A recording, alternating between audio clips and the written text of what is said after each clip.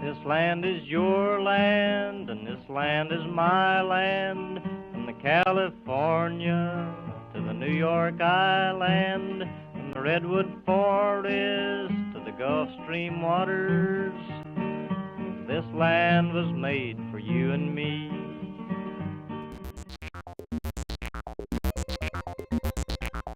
They harass you when you impinge upon what is considered socially acceptable, when they worry about the well-being of others. The thing is, wherever you have freedom, you got people that are going to want to steal it. You are going to be alienated. You are going to become isolated. You have a person that's been, either they've been violated in some sort of way which causes them not to trust, or they themselves are a little bit on the sneaky side. So what it boils down to is people in this country have forgotten who they are. And every man, woman, and child in America is king on this land. So, when you were 5 years old, your parents started blasting you with the information that you got to start doing something with your life. So you did. You got up, you went to school, you did your homework, you got your grades, and you brought them back home to your parents. And you've been doing something ever since. One thing or another, right? You learned about responsibility. So now you got your career. I want to be a teacher, ice skate, a doctor, a policeman, fireman, road singer. I want to be an engineer, a scientist. I want to be a director. I sell jerky and pinion nuts. I have my own business. I am retired. I work at a coffee shop. I'm a deputy marshal, got the patch to prove it. And I'm a massage therapist. I am in the entertainment industry. I'm a detective. I work in the corporate financing business. I do web design and computer work. Police officer. I'm a carpenter. I'm a psychotherapist. I'm a realtor. Police officer. And I am a full-time musician. Teacher's aide. And I work at Ace Hardware. Office specialist senior. A police lieutenant. And I'm a landscape painter. Property manager. Working for the temple. Town manager. Sales manager. I'm a deputy sheriff. Ranger. I'm a psychotherapist. Teaching sociology. Director of an addictions treatment center. Planetary service worker. I have a real estate brokerage and Town clerk. I wait tables. And a TA. Legal guidance. One of the pastors here. Town council. Presiding magistrate. Real estate broker. And I make a living by doing nothing. So what is the point of it all? Why do it? I've done some interviews to uncover this mystery in life. By the way, my name is Michael Paris, and this is Where the Hell Are We Rushing? Exactly worded, but when you read that, the Declaration of Independence is like a laundry list of grievances that the colonists had against King George and his army and the spies and the officers that were over here. Every single one of them, categorically, you can go down the list, and that's what we're experiencing today. But when you have a group of plutocrats running the country, that's never going to be a good thing, because people are addicted to power. You know, it's like the Lord of the Rings, man. Once they put on that ring of power, they just want more and more and more. And then they're going to go and steal it from where it doesn't, rightfully belong to them, which is from us. And see, we gave them permission to exist anyway. So what are they doing coming back and trying to steal more from us? It's antithetical to a free society. Through this culture or structure, I feel like we've kind of perverted the nature of life. If we were living in more of a maybe communal, more tribal setting, there wouldn't be so many issues. We're forced to kind of live by the customs. We're missing out on the true nature of being human. We got too much pent up hostility, aggression, bigotry. Where are we headed? So how can they rile up or get upset if they are not being informed? There's a certain level of indoctrination. You go to school, you pledge allegiance to the flag. Everything will be okay if you're just loyal and patriotic and obedient and don't question what's going on. People are just programmed, man, to look and dress and speak the same way and dare to be yourself, The masses have been sheep. They have been led to be sheep. Sheepish about what? Much of what we watch on TV, if you look at it, is enough to put any brilliant mind to sleep. So depending on how people were conditioned, the structure of our society that encourages people to conform and to not question authority, to obey, and rewards that and discourages more creative thinking. Just because 50 people believe something's true, it doesn't mean it's true.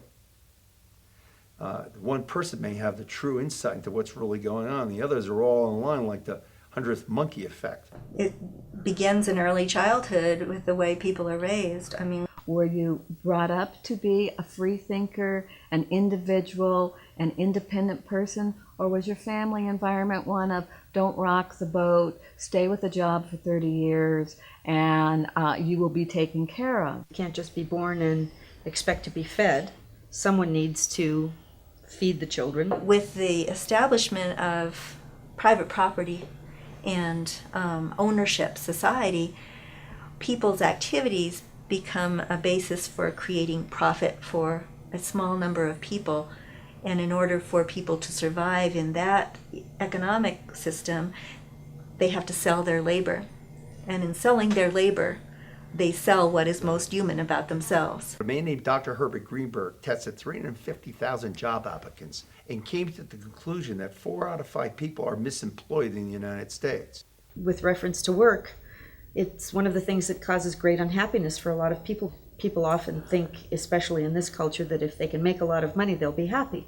The happiest people that you can think of are probably people that love what they do. So by the very beauty of one's existence, they may be doing enough. I believe so. Now when people talk about work, it's a negative thing for most people. It's something that they get through in order to have a life when they get off work. Americans also overwork. Americans actually work longer hours and more weeks out of the year than people in other industrialized countries, and yet we're also more in debt than most people in other countries, and part of that is based on that notion that your identity is linked to what you consume, and you are what you buy. And that leads to not only indebtedness but also unhappiness. When we're talking about Microsoft or Disney or any one of these corporations, it was never envisioned that any one man or small group of individuals running an organization like that would be so insanely wealthy that they could have such power and influence over government that the people would lose all control. Corporations are granted into existence by law, by permission of the people, to be of benefit to the public. Profit is supposed to come back to the people in the form of schools, new roads, infrastructure, and they're supposed to be taxed very heavily. Corporations, different, like, for example, the media, what they're doing is they're holding their profit margin above what they're causing to the American public. For me, it's a window into and a discovery of human nature, that so many people would lay submissive before so few to have their freedoms taken away and their education so incomplete.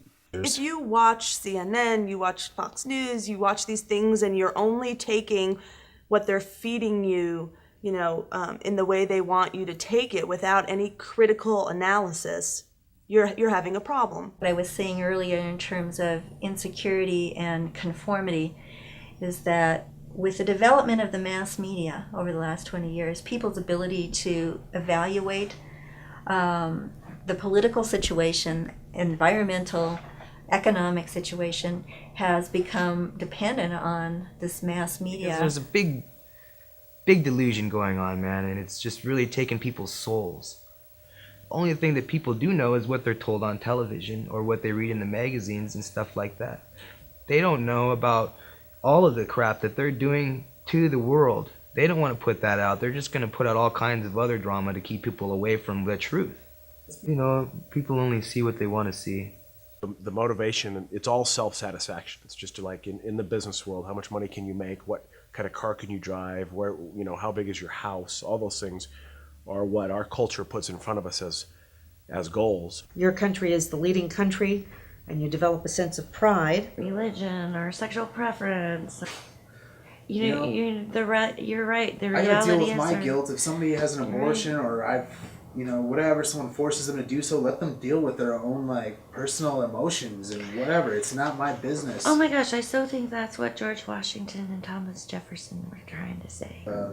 Freedom of religion, yeah. TV, advertising, sitcoms, news, films, all of it, magazines, newspapers. We're entities of our own, and so we have the ability for rational thinking, for logical thinking, for analytical thinking, and for creative thinking. And we have to take everything that's out there and decide how we're going to ingest it. And if we're going to do it, let's do it critically and question. There's nothing wrong with questioning. But if I understand what you were trying to say, you should make alcohol illegal and legalize drugs. Was that right? You're going to legalize some drugs. Let's say you're going to legalize marijuana, make alcohol illegal, and the rest of the drugs illegal. I mean, you have the same problem we have right now. Without us, there would be anarchy. Our responsibility is to keep control, keep a sense of order about society. Without some type of order, there would be chaos. Without some type of order, and that's something that that can't happen in society. Obviously I'm here to enforce the laws, but I'm here to also be a pillar of the community. I'm here to make sure that the laws are enforced, and I'm here to make sure that everything is going correctly in the town. The police arrest people because they believe they're guilty, but the ultimate decision on whether they're guilty or not guilty resides with me. There are way more people going free who need to be in jail than those being put in jail who shouldn't be. People are trading security for freedom. The minimum penalty for possession of marijuana less than an ounce in Arizona is a fine of almost $1,400, no matter how much you've got. If you've got 3 seeds in your pocket. Since the Civil War, you have state governments and the United States government that write laws that are called statutes that come from the Roman Empire. And those, when you read the statutes, one would get the impression from reading them that they're laws that compel us to perform. Like don't speed, don't smoke pot. And the government does not have that power. You're free to do whatever you want to do as long as you don't trespass on the life, liberty, or property of another human being. So we've got to get familiar with who we are in this country, or we're going to lose it all forever. You've got all these little laws and codes and rules and regulations, and it's basically what it is, I think, is to keep people in this perpetual state where they're used to being controlled. It's getting people used to being controlled so much that everything that they do, they have these little rules that they've got to memorize and abide by, so that when there's a new rule, it's nothing big, it's nothing serious, it's just a new rule, no big deal.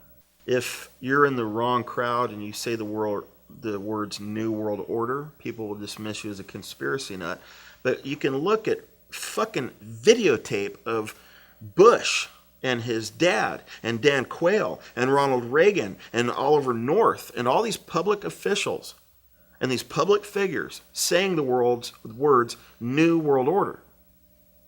So what does that mean? I've never gotten a factual description out of these people of what they mean when they say New World Order. The only thing they could be talking about, from what I've seen manifest, when they say New World Order, they're talking about a global military police state. Okay? That's developing right in front of our faces. We can't deny that. There's a lot of people who are still suffering in the world, and they're suffering because of other people thinking that power is how much money you got in your pocket, or how much you can own other people, how much you can control others. But personally, I just think that, like you do, this new age, this disposable society is going to dispose of itself.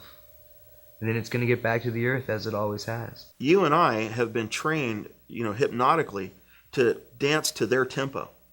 We get up in the morning, we go to work, we get off our job. We may run to the gym, we may run to the bar, we may do something, for ourselves in that little space of time we have between the time we punch out at the end of the day and the time we punch in the next morning. And thank God they give us a weekend, right? The powers that be have got us trained to snap, snap, snap. And by the way, when you're leaving from your house in the morning and on your way to work, you better drive the fucking speed limit. You better not cross the double yellow line. You better not blow past that traffic camera. And look at what it's getting us. It's getting us a really polluted earth. It's getting us, war and famine, disease everywhere. It's getting us poisonous air to breathe. So I agree that we should slow down quite a bit. We need to do that. So the people that have taken oaths that have violated our rights need to go to prison. The prisons that they're building to put me and you in are where they need to be. But that's only going to happen if the people start to wake up, form common law grand juries, hand down criminal indictments to public officials. If they fail to recognize our supreme authority, then what they're saying is that we now control you and we rule you. Who has the right? Who has the right? Nobody. Nobody has the right. The Buddha would tell you that the 3 root poisons, the 3 reasons that we suffer at all, are hatred, greed, and ignorance. Western society is pretty much built on it. It's not a spiritually based society. It's built on capitalism, on greed. One person can't change the world. The only way we can change the world is by joining together and organizing, because as long as we depend on Fox Network for our ideas and our news, we're never going to get out of our living rooms and get together and organize for social change. So how do we wake up? We wake up one person at a time. That's the message I want to pass on. Your effect on me, on other people, my effect on you, are we moving up or are we moving down? It would seem like we're moving down, not up. If you said to me, hey, I want to be more caring, more humanistic, show more love. I want to support people, humanity on a deeper level. That starts with you. Your effect on somebody else and your way of demonstrating that may affect somebody else. Eventually, could we affect each other over the eons of time so we move up? Because people are curious, even fearful people still have curiosity. There is a window into human nature and into the entire human mind to inject respect for life artfully. Aliveness comes from saying yes to the moment as it occurs without resistance. But how much resistance do we have to the moment? To be fully alive in life may require a lot of meditating. To be really quiet the mind and notice what's going on other than rushing somewhere else. Because our whole society, which is what you're saying, where the hell are we rushing to in the first place? Anytime but now, anywhere but here, anyone but me. I've got to think about my own life. Allowing them to get caught up in society and all this ridiculous society bull. New laptop and your new cell phone. It's happening with Britney Spears. Ringtones by the Black Eyed Peas. You know, Nick broke up with Jessica. Nick's got Jessica's mansion. You know, Miller Time. Nice little white picket fence and an oak tree in the front yard and a dog named Spot. Professional athletes making billions of dollars. We have ball players who make $400, $500 million. I mean, it's just an absurd system. They worth it? No, but the people want it, the people will pay, and so that's what they're doing. Ridiculous is the bird flu, you know? Flash fires, flash floods. You know, there's a murderer on the loose. Literally making people crazy. If you step out and take an objective look at the human race, where we're going, what we're doing, how we're advancing, and how we're stagnating ourselves to stay within this ridiculous social construct, like, who cares if Britney Spears is pregnant? Okay, honestly, who cares? It's some girl that lives in California.